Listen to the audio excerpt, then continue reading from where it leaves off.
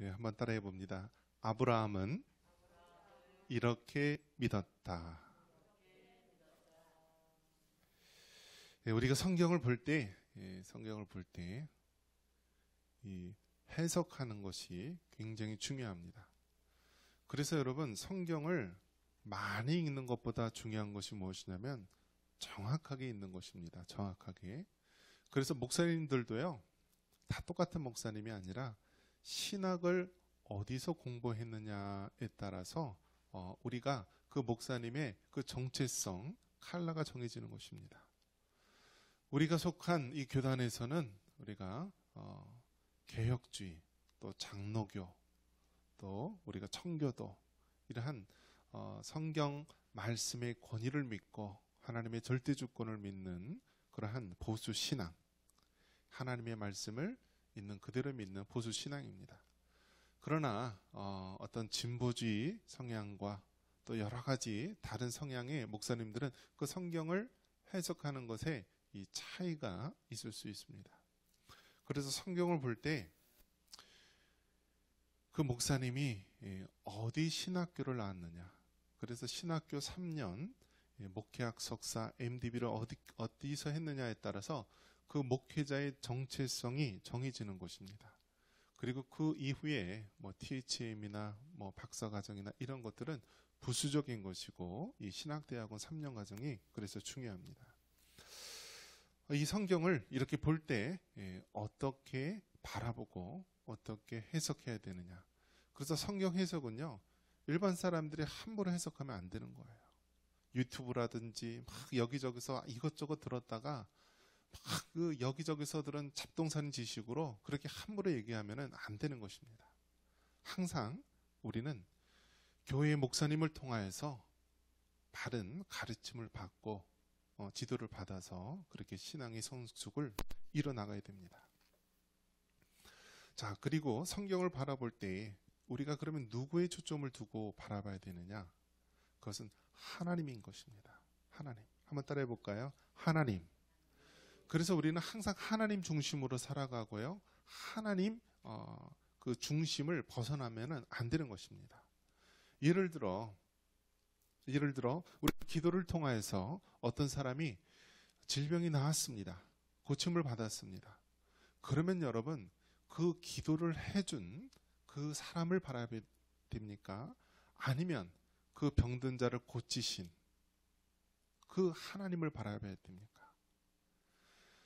우리는 당연히 하나님을 바라봐야 되는 것입니다. 그런데 대다수의 많은 사람들이 그 뒤에서 모든 것을 주관하시는 하나님을 바라보지 않고 그 눈앞에서 사용을 받는 도구인 그 사람에게 집중할 때가 있다라는 것입니다. 그런 면에서 여러분, 우리는 하나님을 바라봐야 되고요, 성경에 일어나는 모든 사건을 바라볼 때도 그 사람에게 집중하는 것이 아니라 그 사람을 통하여서 역사하시고 이루시는 그 하나님을 바라볼 수 있기를 바랍니다. 우리가 성경에서 가장 오해하는 부분이 무엇이냐면 아브라함이라고 말할 수 있습니다. 우리가 아브라함이라고 얘기했을 때 아브라함은 믿음의 조상이다라고 이야기합니다. 그래서 이 말만 들으면은 아브라함은 정말 대단한 믿음을 가지고 있는 사람이다. 태어날 때서부터 우리와 종자가 다르고 모든 성품이나 모든 인격이나 많은 것에서 다른 사람이다라고 우리가 생각하기 쉽습니다. 그러나 우리가 기억해야 될 것은요, 성경에 나오는 즉 예수님 이외에는 모든 사람은 태어나면서부터 죄성을 가지고 태어난 자입니다. 그렇기 때문에 죄성을 가진 자는요, 본질상 죄악에 쉽게 넘어질 수밖에 없고요, 하나님의 은혜가 아니고서는 죄의 냄새가 날 수밖에 없는 자입니다. 아브라함도 마찬가지입니다. 아브라함도 우리가 믿음의 조상이라고 이야기하고 또 아브라함의 여러 가지 믿음의 일들을 우리가 다 기억을 하는데요, 이것을 통하여 아브라함은 우리와 다른 특별한 믿음의 사람이다 라고 보는 것이 아니라 아브라함 뒤에서 그 한 사람 아브라함을 하나님께서 어떻게 변화시키시고 그 아브라함이 믿음의 조상이라는 말을 들을 때까지 하나님께서 그를 어떻게 사용하시는지, 우리는 누구를 바라봐야 돼요? 하나님을 바라볼 수 있기를 바랍니다. 그렇기 때문에 여러분, 성경에 있는 모든 일들은 결국은 하나님이시고요. 사람을 통해 역사하시든 환경을 통해 역사하시든 모든 것을 통해 역사하시는 그 하나님을 바라볼 수 있기를 바랍니다. 우리가 코로나 질병으로 인하여서 얼마나 괴롭고 고통스러운 시간들을 바라봅니까? 그런데 중요한 것은요, 우리가 코로나 백신이 만들어졌다, 치료제가 개발됐다, 어디서 했더니 효과가 좋았다, 이렇게 사람에게 집중할 것이 아니라 왜 하나님께서 세상 마지막 때 이런 코로나라고 하는 질병을 허락하셨을까? 왜 우리나라가 초창기에는 방역 모범국이다, K방역이다 그렇게 떠들고 자랑하면서 마지막 막판에는 전 세계에서 가장 많은 확진자가 일시에 일어나는 그러한 일이 일어났을까? 그러면서 우리는 항상 이 상황과 사건들과 환경을 바라보면서 그 뒤에서 모든 것을 주관하시는 하나님에게 초점을 맞출 수 있기를 바랍니다. 사람이 자랑할 수 있는 것은 아무것도 없습니다. 인간의 자랑이 너무나 부질없고 또 보잘것없음을 우리는 잘 알고 있습니다. 오늘 말씀의 제목이 무엇인가요? 아브라함은 이렇게 믿었다. 자, 아브라함이 도대체 어떻게 믿었을까? 우리 먼저 성경 말씀 한번 읽어볼까요? 자, 18절, 19절 말씀 한번 읽어보겠습니다. 18절과 19절. 아브라함이 바랄 수 없는 중에 바라고 믿었으니 이는 내 후손이 이 같으리라 하신 말씀대로 많은 민족의 조상이 되게 하려 하심이라. 그가 100세나 되어 자기 몸이 죽은 것 같고 사라의 태가 죽은 것 같음을 알고도 믿음이 약하여지지 아니하고. 아멘. 자, 이 말씀만 보면은요, 이 18절과 19절의 이 시간 간격이 그냥 동시에 이루어지는 것처럼 보이지만요, 이 18절과 19절은 장장 20년 이상의 시간 간격이 있는 말씀입니다. 먼저 19절은 뭐라고 되어 있습니까? 그가 100세나 되어라고 이야기를 하고 있습니다. 그러니까 이 19절 말씀을 할 때는 아브라함이 100세가 되었을 때, 즉 100세에 무슨 사건이 있었나요? 100세 하나님께서 아브라함에게 아들 이삭을 허락해 주게 되죠. 그러니까 이 19절의 배경이 되는 그 시기는 아브라함이 100살이 되었을 때이고요. 또 18절 말씀을 보면은 아브라함이 바랄 수 없는 중에 바라고 믿었으니 이는 내 후손이 이 같으리라 하신 말씀대로 많은 민족의 조상이 되게 하려 하심이라 하면서 하나님께서 아브라함에게 하늘의 별을 보이면서 네 후손이 이 같으리라 라고 하는 약속의 말씀을 주셨죠. 그래서 이 말씀을 하실 때는 20년 이상 그 전에 일어났던 일이다라는 것입니다. 즉 아브라함이 한 75세에서 80세 사이 정도 될 때 있었던 일이죠. 그러니까 그 18절과 19절의 시간 간격을 보면은 20년 이상의 차이가 난다라는 것입니다. 자, 그러면 아브라함의 믿음이 항상 일관적으로 여러분 그렇게 믿음의 조상이라고 할 만큼 좋았습니까? 그 사이에 얼마나 많은 일들이 있었습니까? 예를 들면 아브라함이 이삭의 100세에 아들 이삭을 얻게 되었지만 그 전에 무슨 일이 있었습니까? 한 17년 전쯤에 이스마엘이라고 하는 그 자녀를 여종 하갈을 통하여 얻지 않았습니까? 이것만 보더라도요, 아브라함의 그 믿음의 상태를 본다면은 우리가 항상 일정하게 믿음이 좋다, 믿음의 조상이 될 만한 그러한 충분한 믿음을 가지고 있다라고 보기 힘들다라는 거예요. 그 전에는 이미 자기 나름대로 하나님의 말씀을 전폭적으로 믿지 못하고 그 여종 하갈을 통하여서 하나님의 약속을 인간적인 방법으로 이루려고 하는 그런 믿음의 연약함과 모순을 가지고 있었다라는 사실입니다. 아브라함은 또 어떻습니까? 항상 믿음이 좋습니까? 그 이웃 나라에 갔을 때 자기 아내 사라가 너무 미모가 출중하니까 그 지역에 있는 왕이 자기 아내를 뺏어갈까 봐 뭐라고 얘기합니까? 자기 아내를 누이라고 속이지 않습니까? 그런 일들을 봐서도요, 아브라함 믿음이 항상 좋다, 모범이 될 만하다라고 우리가 말할 수 없다라는 것입니다. 그 중간중간 그 사이사이에 얼마나 많은 일들이 있었고, 또 믿음의 동요가 있었고, 믿음을 의심할 만한 많은 사건들이 있었다라는 것입니다. 그럼에도 불구하고 하나님께서는 아브라함을 향하여서 뭐라고 얘기를 했느냐? 오늘 이 말씀처럼 그의 믿음을 칭찬하고 있는 것입니다. 그는 정말 믿음의 조상이 될 만하다라고 하나님께서 아브라함의 믿음을 인정하신 것입니다. 이것을 봤을 때 우리가 알 수 있는 것은 무엇이냐면, 우리가 일상생활을 살아갔을 때 우리가 믿음이란 것을 놓고 보더라도 항상 우리의 믿음이 견고하고 흔들리지 않는다라는 거예요. 그 사이에는 우리가 의심이 생길 때도 있고요, 하나님의 말씀을 전적으로 의지하지 못하고 우리가 충분히 신뢰하지 못하고 의심하거나 동요하거나 흔들릴 때도 있다라는 것입니다. 그래서 여러분, 믿음이라는 것은 의심이 전혀 없는 그 상태가 아니라, 중간에 비록 의심이 생겼다 할지라도 그것을 극복하며 그 의심에 대해서 그 시간의 과정, 사건의 과정을 거치면서 대답을 하며 온전한 믿음으로 완성되어가는 과정이라고 말할 수 있습니다.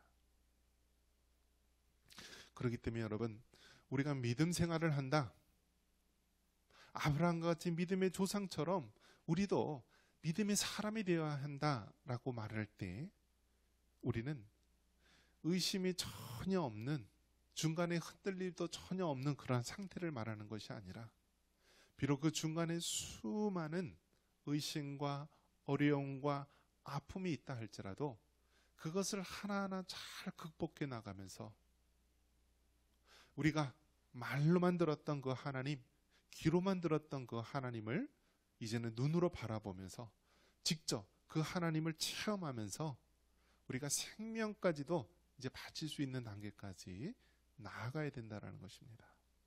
이것이 바로 믿음의 과정입니다.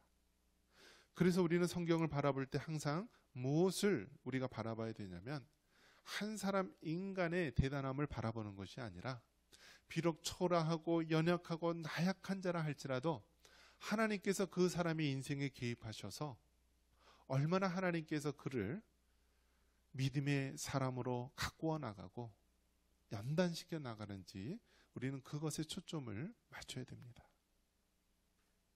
그래서 여러분, 택함받은 하나님의 백성은요, 중간에 아무리 많은 시련과 역경과 고난이 올지라도 오히려 그 고난과 역경을 통하여서 믿음이 성장하고 성숙되어져 갑니다.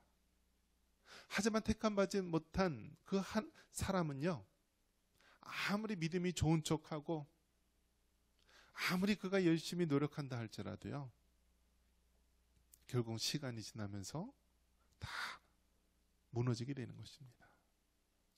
성경에 나온 가룟 유다 12제자 중에 하나였죠. 그는 처음에는 얼마나 대단한 사람입니까? 그 많은 무리들 중에서도 제자로 택함을 받고 12명의 사도에 끼어인 인물이 아닙니까?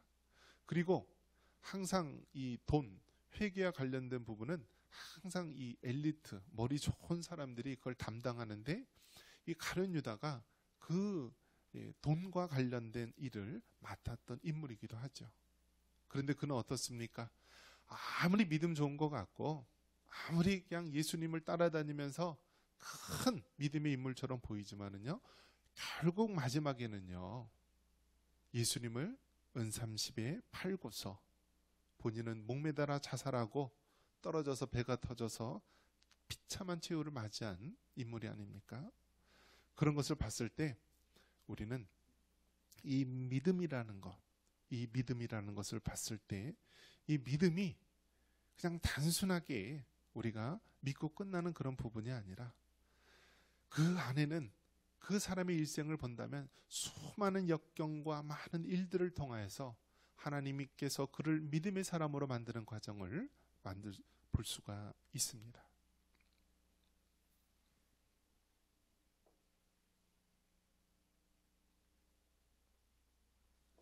여러분 진흙 알죠? 진흙. 이제 우리나라는 황토옥이죠. 황토옥. 근데 이 황토옥의 여러분 특징이 무엇인지 아십니까? 이게 비가 오면은요, 이 황토옥이 어떻게 되죠? 완전히 그냥 진흙, 늪처럼 됩니다. 늪, 막 뻘처럼 돼가지고요, 막 늪이 됩니다. 그래서 우리나라 6.25 전쟁 때도 이 장마 기간에는요, 장마 기간은 차량이 제대로 이동을 못했다라고 합니다. 왜냐하면 그 당시 이제 6.25 전쟁 때만 해도 이 비가 오면은 포장된 도로가 별로 없기 때문에요. 이 모든 이 비포장 도로나 이런 길들이요, 늪이 됩니다. 늪. 지금 이제 러시아하고 우크라이나하고 전쟁이 일어나는데요. 이 우기 막 비가 오거나 그러면은요, 이 주변 도로가 아닌 일반 이런 숲길이나 다른 길로는 이 차량이 이동할 수가 없다라고 합니다.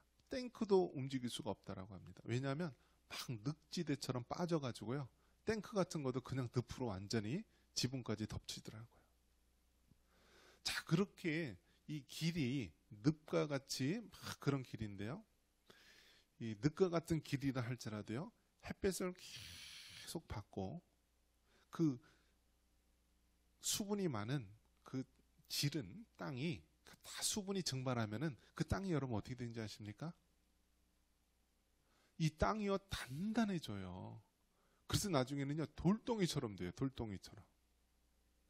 자, 젖은 땅, 지른 땅, 이런 땅은 햇빛을 받으면 받을수록 질퍽하고 물렁물렁한 그 땅이 나중에는 바위와 같이 단단한 땅으로 변하게 됩니다.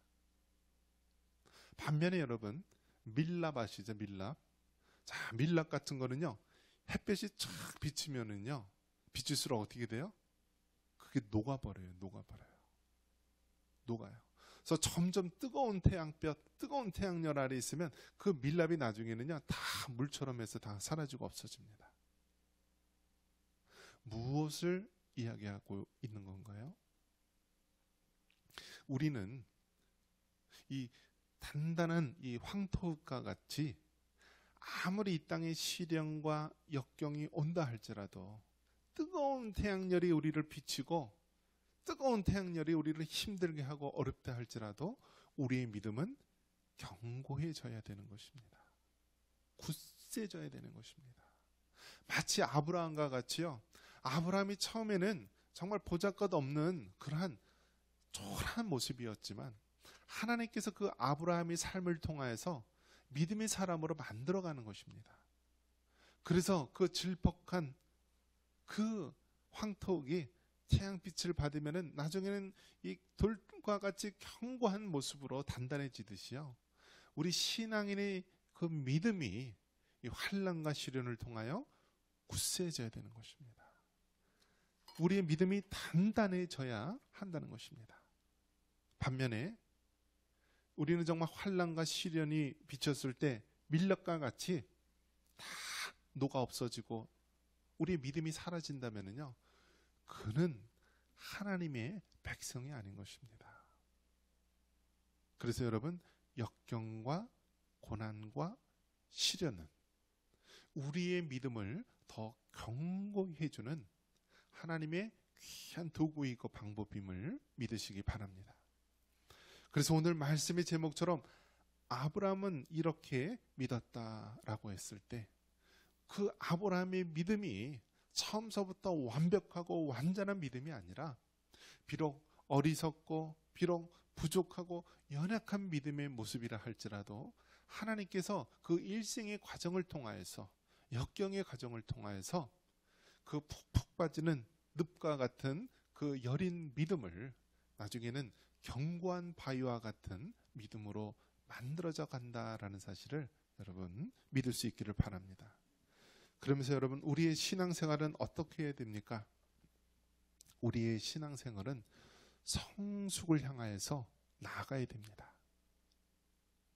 우리가 믿음 생활을 하면서 얼마나 많은 일들이 있습니까? 그럴 때 여러분, 그 믿음 생활 가운데 우리를 의심케 하는 일들도 있을 수 있습니다. 어떻게 이런 일이 있을 수 있을까? 이것은 어떻게 해야 되는가? 수많은 어려움과 역경과 아픈 일들이 있지만 그 가운데서 우리는 하나하나씩 우리는 하나님 앞에 무릎을 꿇고 하나님의 도우심을 통하여서 그 많은 일들에 대해서 대답할 수 있어야 되고요. 그 대답을 하나하나 찾아 나가는 과정 속에서 우리는 믿음이 점점 성숙되어져 가고 또 더 굳건한 하나님의 사람으로 될 줄 믿습니다.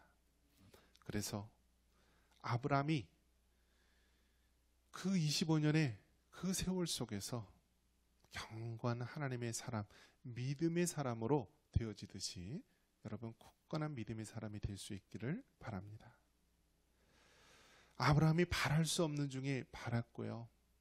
결국 그 아브라함이 믿음의 조상이라고 할 만큼 많은 믿는 자에게 본이 되었습니다. 우리도 이 땅에 살아가는 동안에 우리의 믿음 생활에 수없이 많은 역경과 고난이 있을지라도 그것을 잘 통과하여서 굳센 믿음, 견고한 믿음, 이 세상을 변화시킬 수 있는 하나님 믿음의 사람 되시기를 주님의 이름으로 축원합니다.